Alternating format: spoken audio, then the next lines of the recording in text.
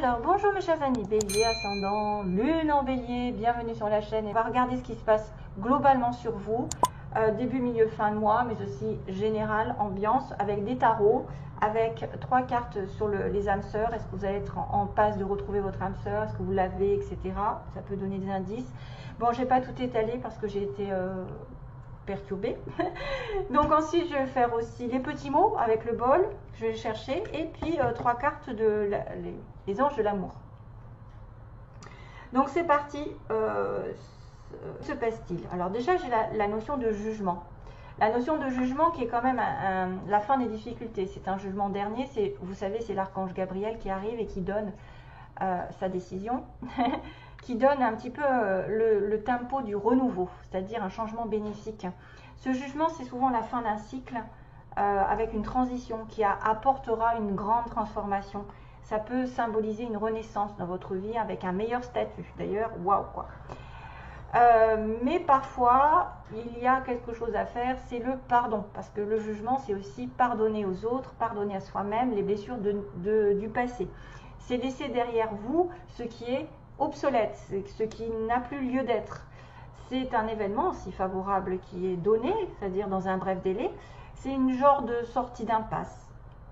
Voilà, c'est le jugement.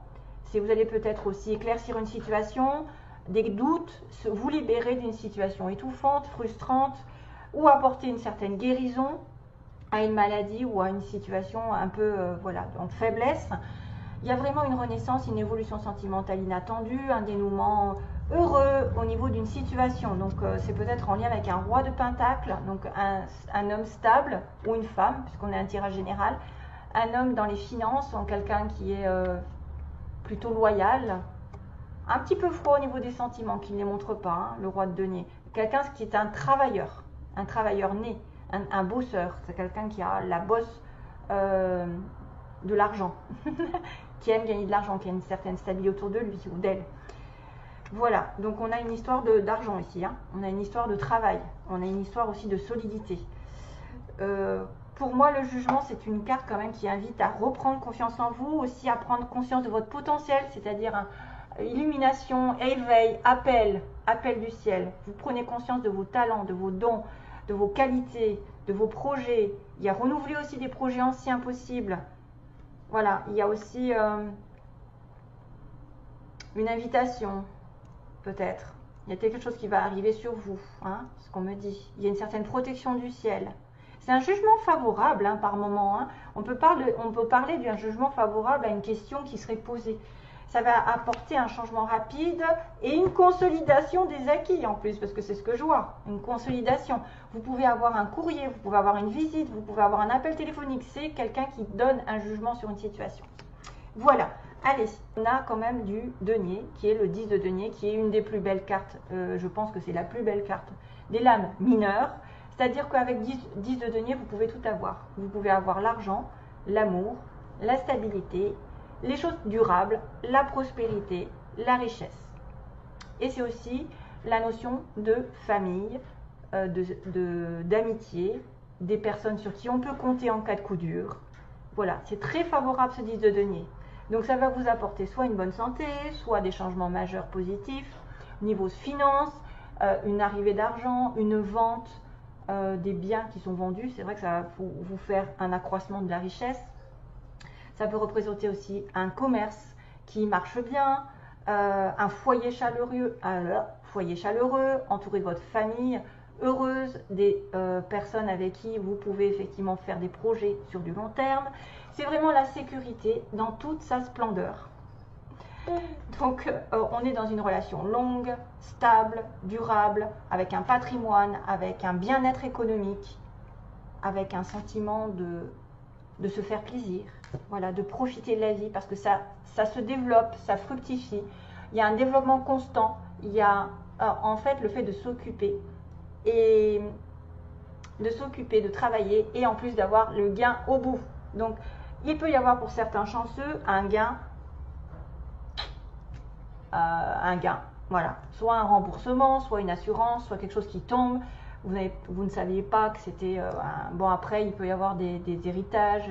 On peut aller très loin dans les gains, hein. Je ne veux pas tout citer. Sentimentalement, c'est quelque chose de magnifique parce que vous pouvez vous sentir vraiment comme chez vous, avec la personne de votre cœur, avec qui vous vous sentez en osmose, et en plus, vous savez que ça va durer parce que vous faites des projets de voyage, de construction, d'enfants, de tout ce que vous voulez. 8 de denier, on va être un peu plus sur le travail ici, travail sur soi-même, travailler sur vous-même ou travailler pour faire plus d'argent, justement. Il y a une étape en plus qui est atteinte, c'est désir d'accroître un petit peu sa richesse, un travail au niveau de votre personnalité. Ça peut être une personne qui s'engage dans une nouvelle voie, qui va essayer comment dire, de se remettre à jour au niveau des connaissances, c'est-à-dire formation, stage, etc., pour gagner un peu plus d'argent. C'est un travailleur aussi qui peut travailler de façon autonome.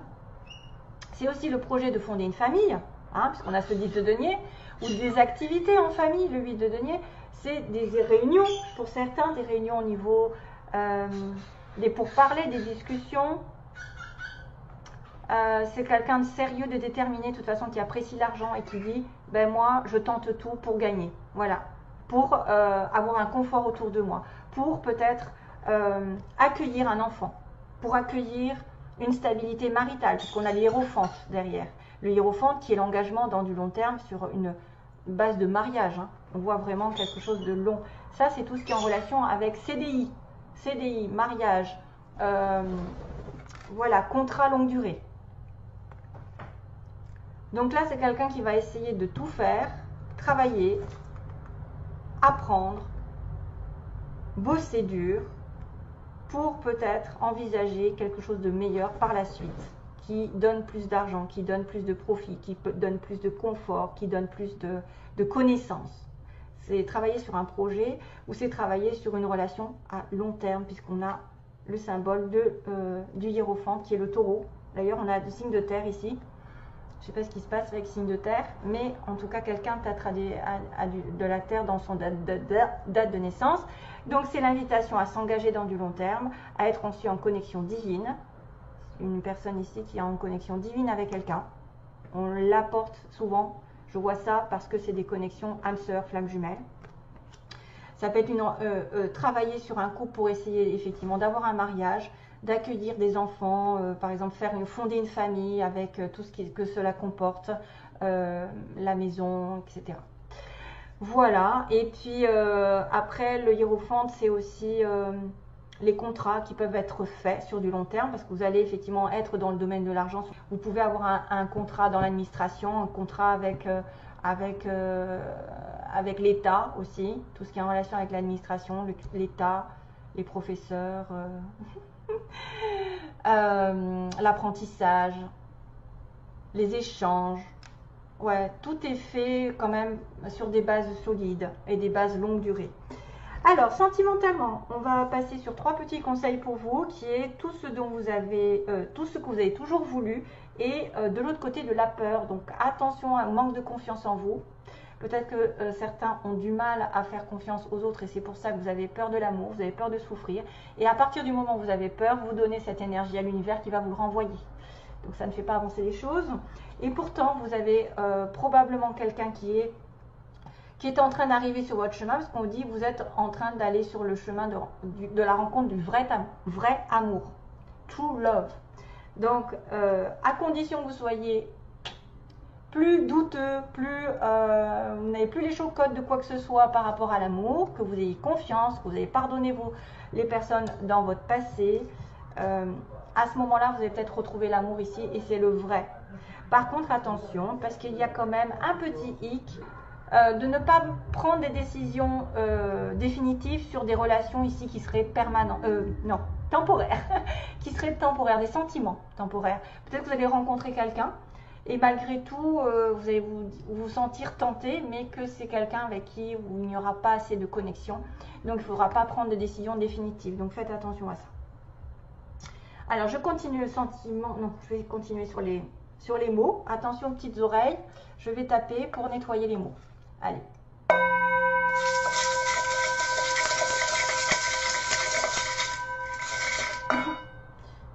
y a un J. Oh, ben ça saute.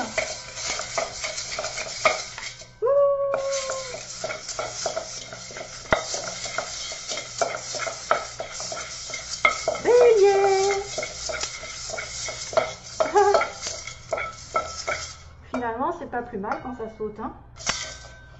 Mais par contre, ça ne saute pas les petits. J'ai pas mal de... Voilà. C'est bon. J'ai pas mal de lettres. Alors, il y en a une qui est tombée. Hop, c'est le F.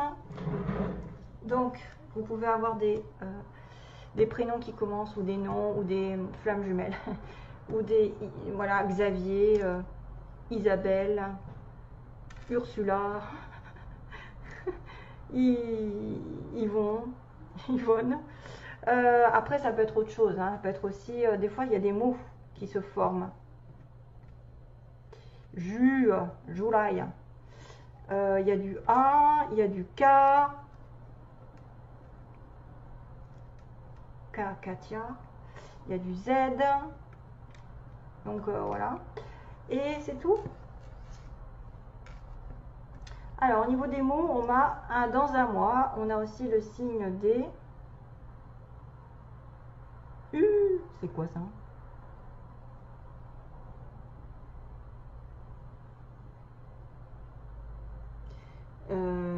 C'est quoi? C'est la Vierge? Ou le Sagittaire? C'est quoi cette... Oh là là, je ne sais pas. Là, j'ai un petit doute, hein. Je sais pas si c'est une vierge. Je sais pas si vous voyez, en fait.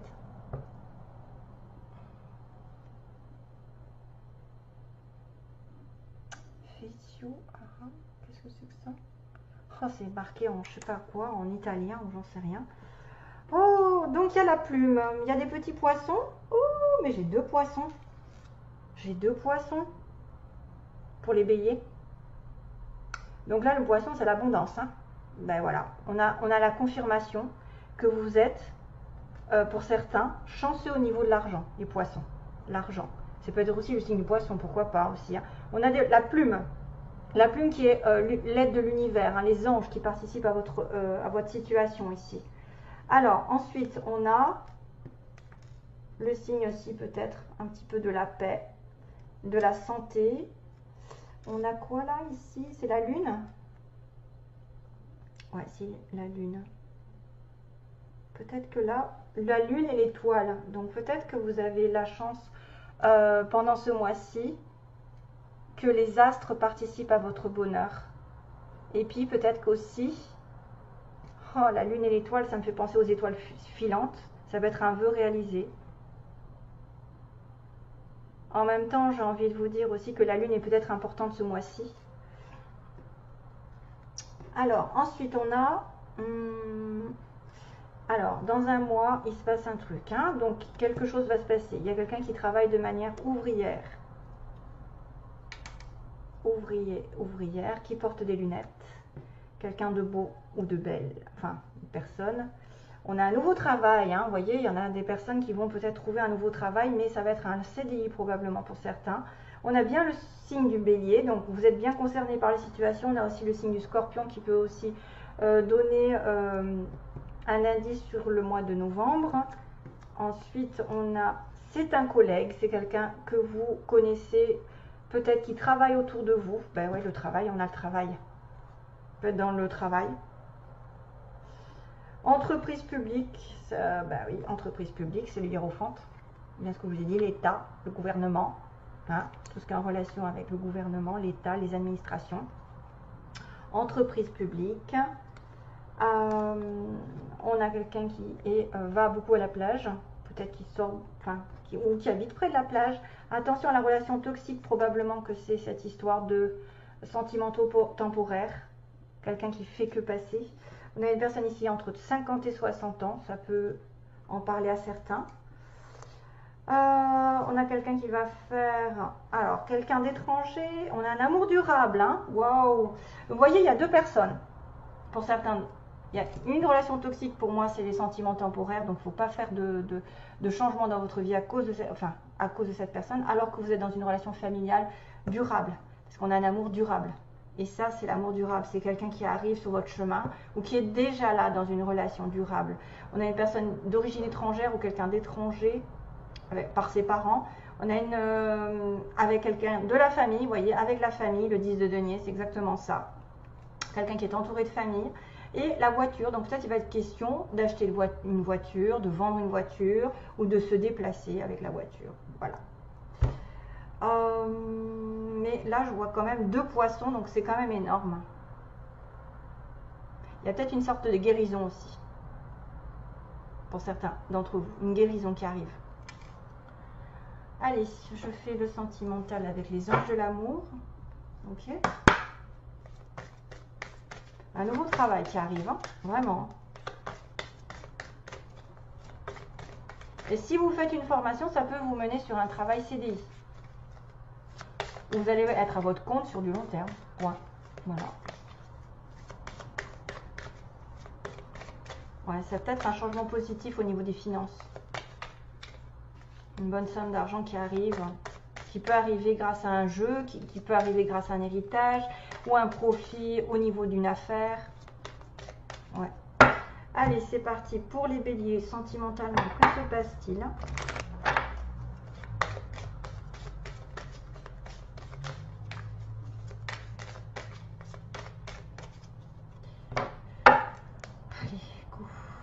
Sentimentalement, que se passe-t-il pour les béliers? Apprenez à vous connaître mutuellement. Donc ça, c'est des personnes ici qui viennent de se rencontrer, justement. Oh, isolement.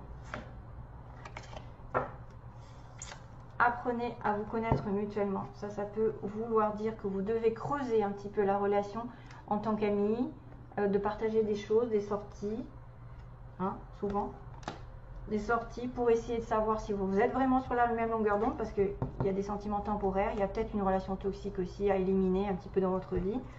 Gardez l'esprit ouvert, c'est quelqu'un qui diffère de vos habitudes, je ne sais pas quoi faire avec la bougie, qui diffère de vos habitudes d'attirance. Par exemple, vous êtes attiré par une sorte de personne, une sorte, je ne sais pas, là, n'importe qui, a toujours des fois plus ou moins des attirances envers les blonds, envers les bruns, envers les petits, les grands, voilà, après, ou le caractère qui est comme ci, comme ça, et que cette personne va être complètement différente d'habitude et que c'est peut-être pas celle que vous pensez qui est la bonne.